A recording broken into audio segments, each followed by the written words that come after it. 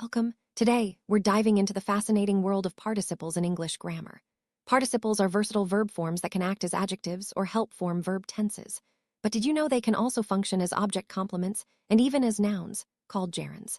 In this video, we'll break down the differences between present participles and gerunds, explore their roles in sentences, and show you how to spot them with ease.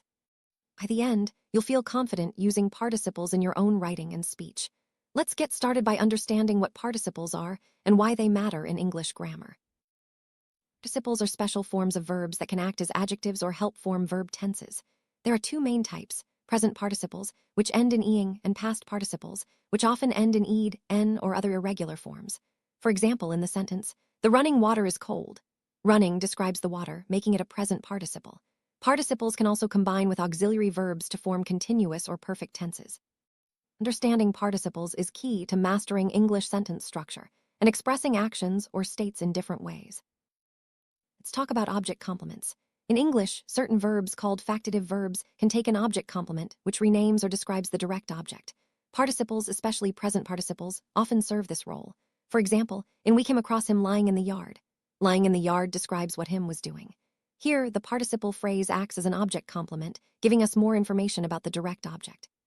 This structure helps add detail and clarity to your sentences. Let's look at some examples to see participles as object complements in action. Consider these sentences. "My mother noticed the baby walking by himself." Here, walking by himself tells us what the baby was doing. Or, "I can't believe the bosses caught you napping." The phrase napping describes what you were doing when caught. Finally, "The strain on the device left the battery depleted." In this case, depleted is a past participle describing the battery state. These examples show how participles add important information about the object. You place a participle or participle phrase in a sentence can change its meaning and clarity. Participles can appear at the beginning, middle, or end of a sentence. For example, in initial position, "Running to the car, the boy welcomed his father." Here, the participle phrase comes first and is separated by a comma. In the middle, "My sister, exhausted, has fallen asleep." The phrase is set off by commas if it's non-essential. In final position, "We found James hiding." No comma is needed if it directly follows the noun it modifies. Placement affects both meaning and punctuation. Common mistake with participles is the dangling modifier. This happens when the participle phrase doesn't clearly refer to the right noun. For example, "Walking down the road, the birds were singing." It sounds like the birds were walking, which is probably not what you meant. To fix it, make sure the noun being modified is clear. "Walking down the road, I heard the birds singing." Always check that your participle phrase is attached to the correct subject to avoid confusion and keep your writing clear. You know that the ing form of a verb can also act as a noun. That, called a gerund. Gerunds look just like present participles, but they function differently. For example, in "Swimming is my favorite sport."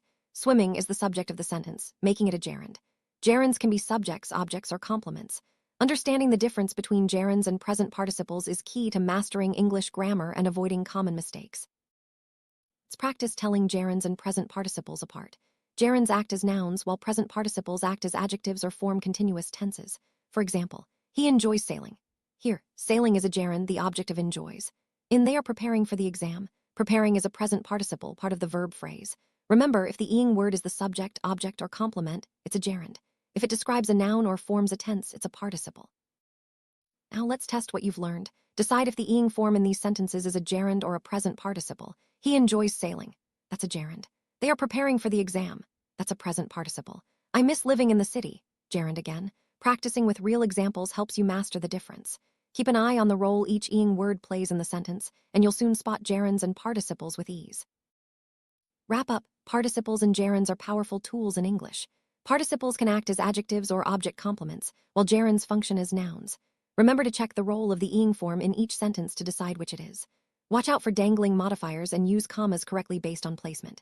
With practice, you'll write clearer, more effective sentences. Thanks for watching, and keep practicing your grammar skills.